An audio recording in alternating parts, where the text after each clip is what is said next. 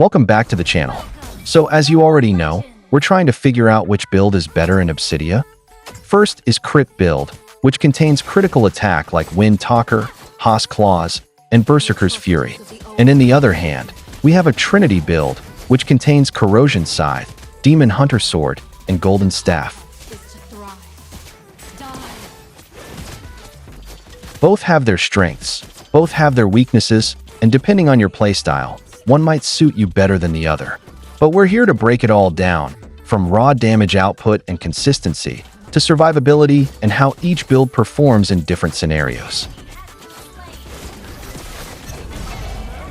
So first up, I decided to try out the Crit build on Obsidia, and honestly, I think it's incredibly strong, maybe even better than the Trinity build, especially once you get her bone shards fully stacked up to 25.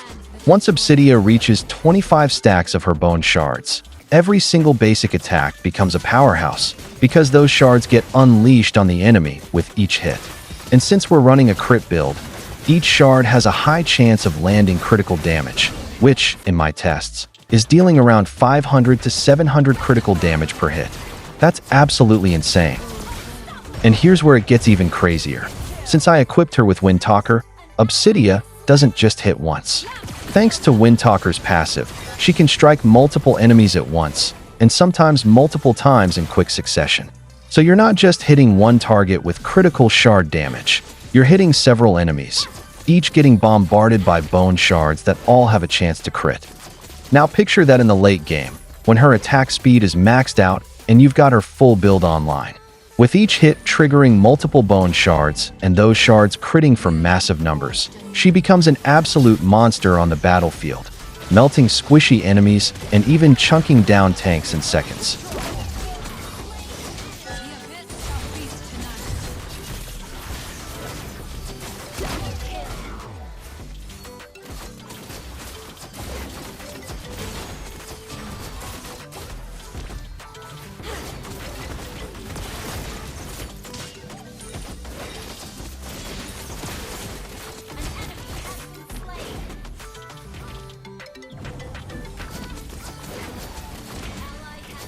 As you guys can see, my damage is absolutely crazy right now. However, one thing I've noticed is that Obsidia feels quite weak during the early to mid game. She really starts to shine only after getting her 3 core items, Wind Talker, Haas Claws, and Berserker's Fury. Once you have these, her damage output spikes massively, and she becomes a real threat in fights. Before reaching that point though, you need to play carefully. Her early game is quite fragile, and she's very vulnerable to ganks. Positioning and map awareness are key. Avoid unnecessary fights and focus on farming efficiently until you hit that power spike. Once you complete your core build, that's when you can truly start dominating and showing your full potential.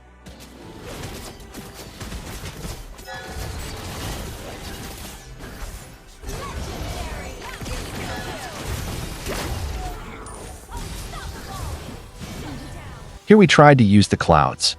It was really fun. Have you guys tried this as well?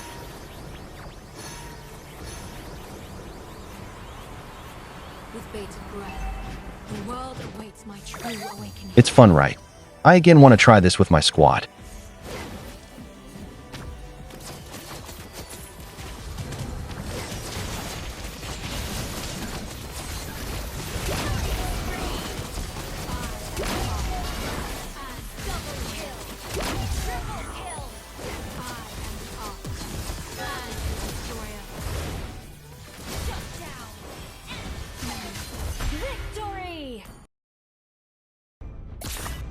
This time, again I decided to try a Crit build since I'm pretty comfortable with it. I've always liked how consistent and powerful the damage feels, especially once the items start coming together. But don't worry, after this match, I switched over to the Trinity build to test out how it performs in comparison. The Crit build definitely gives Obsidia that bursty, one-shot potential, which feels amazing when you catch squishy targets. However, the Trinity build offers a more balanced setup. A mix of damage, attack speed, and sustain, making her a bit more reliable in longer fights. I'm still experimenting to see which one suits my playstyle best, but both builds have their own strengths depending on the game situation. And about Obsidia, I'm sure many of you already know this, but after playing her several times, I've started to notice a few important things about how her stacking mechanic actually works. If you want to increase her stacks faster, the key is to stay aggressive and keep attacking enemy heroes as much as possible.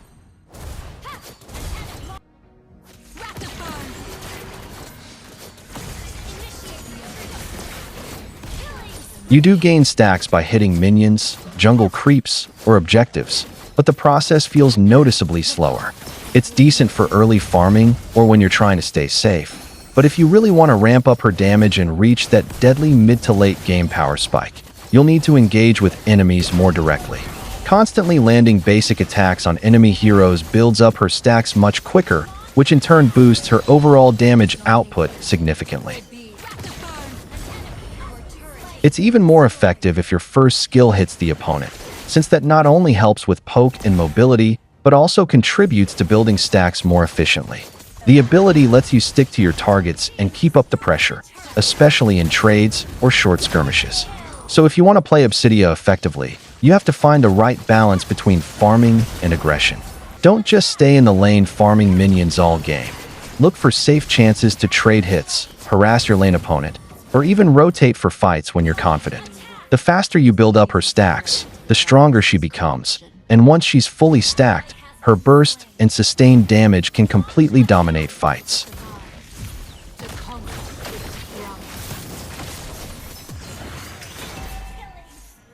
It might take some time to get used to her playstyle and timing, but once you understand how to manage and maximize her stacks, you'll really start to see why she's such a powerhouse when played correctly.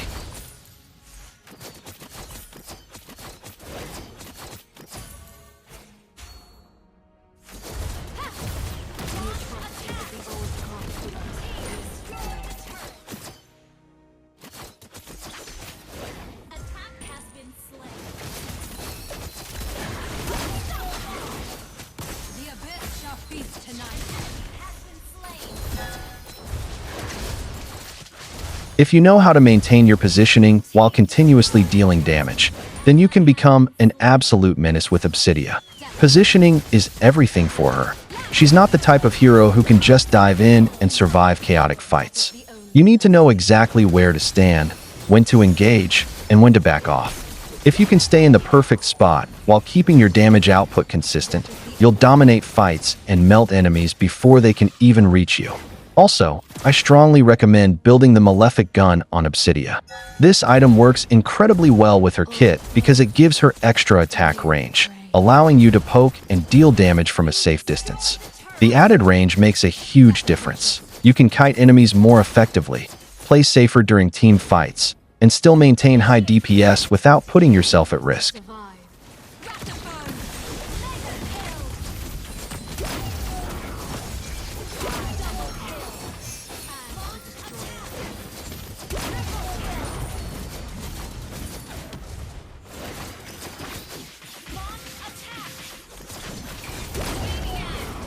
With Malefic Gun, you can punish opponents who try to get close, and it becomes much easier to contribute in fights without diving into danger.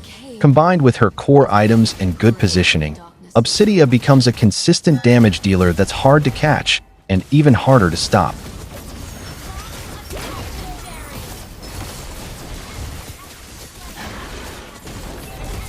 So, if you're still learning her, focus not only on mechanics and stacking, but also on mastering positioning and range control. Once you get those down, you'll realize how terrifying Obsidia can be in the right hands, safely dishing out massive damage while staying just out of reach of her enemies.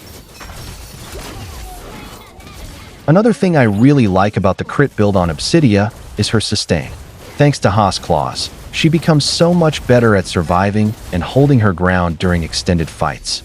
The lifesteal it provides really helps her stay alive while constantly dishing out damage, especially once her attack speed ramps up. However, it's important not to get reckless in the early to mid-game, even if you already have Haas Claws built. At that stage, her sustain still isn't at its full potential.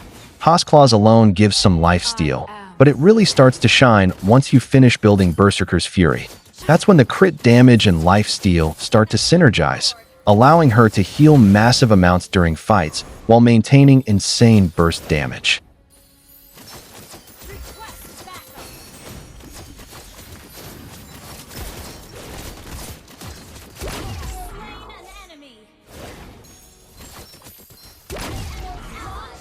So if your current items are just Windtalker and Haas Claws, don't get overconfident and charge in expecting to outsustain everyone. You'll get some regeneration, but it won't be enough to survive if you're surrounded or focused by burst heroes. Play smart and keep farming safely until you complete Berserker's Fury.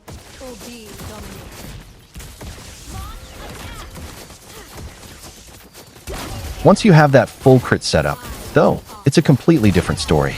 You'll notice a huge jump in your sustain. Your health will shoot back up with every critical hit, and you'll be able to last much longer in team fights.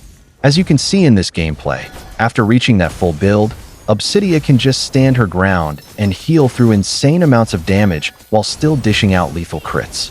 It's honestly one of the most satisfying builds to play once everything clicks.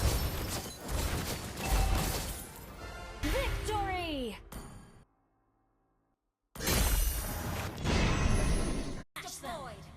Now here, I decided to play using the Trinity build, and honestly, it was really tough. I played in solo rank, and as many of you probably know, solo queue players often pick squishy heroes with high burst damage, assassins, mages, and other heroes who can delete you in seconds. I tried to make the Trinity build work in those kinds of matches, but I kept getting targeted and ended up losing quite a few games because of it.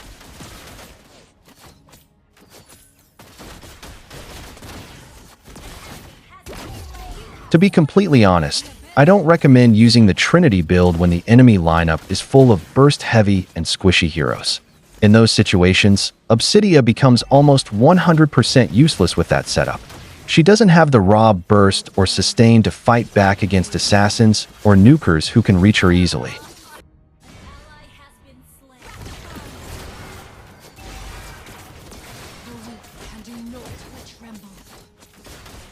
Instead, it's much safer and more effective to go with the crit build. The crit build gives you that instant damage and better lifesteal through Haas Claws and Berserker's Fury, making it easier to fight back and survive burst trades. However, if the enemy team is tanky, that's when the Trinity build really shines. Against beefy frontliners with high HP and defense, this build gives Obsidia great attack speed, consistent DPS, and sustain.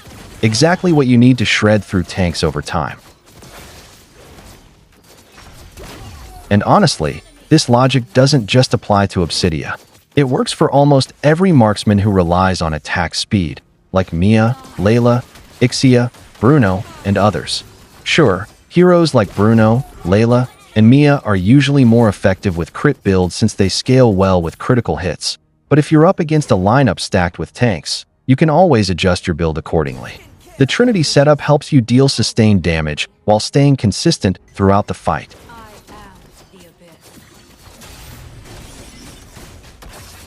I've tested this many times myself, and it really does work. You just need to adapt your build to the enemy composition. Crit for squishy, bursty opponents, and Trinity for tanky teams. Knowing when to switch builds can make a massive difference in your performance and win rate, especially in solo rank. One thing that feels a bit off about Obsidia is her ultimate. Don't get me wrong, it's really strong when you're targeting a lone enemy. In 1v1 situations, it can completely turn the fight in your favor. However, during team fights, her ultimate becomes a bit risky to use. If you dive in recklessly, you can easily get caught and burst down before doing much. The good thing is that you can cancel her ultimate if you feel like you're in danger, which gives you some flexibility. Personally, I'm still struggling to use her ultimate effectively in team fights. A skilled Obsidia player knows exactly when and how to use it. Timing, positioning, and target selection all matter a lot. For me, I sometimes make mistakes, like using her ultimate when enemies retreat under their turret, and I forget to cancel it. Or in chaotic team fights, I lose control and end up diving too deep. But I'm practicing and slowly improving. With more experience, I'm learning when it's safe to go all in and when to pull back. Obsidia definitely takes time to master, but once you get used to her ultimate, she feels incredibly rewarding to play.